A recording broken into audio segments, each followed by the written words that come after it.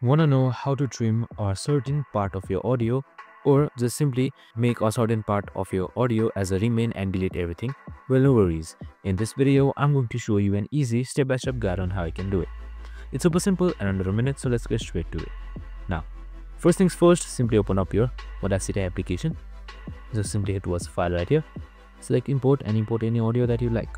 Now, once you have selected your import, here you should be seeing your current imported file right here. So you can just simply double click on it. And now once you've double clicked on it, what you need to do is you need to just simply drag the certain amount of clip that you want. So if I want this clip right here, this is really normal. So I'm just going to select this clip, and now to delete other clips or the remaining unselected part of the clip, you can just simply select this icon right here. This is the trim audio outside selection tool. So once you have selected it, here you can see the only selected part of audio remains, and there you go. Super simple and easy. You can also use Ctrl+T to do it further. So just like this, and that's it. I hope this video helped. If it did, make sure to like, subscribe, and tune in with us for more of this video. See you in the next one.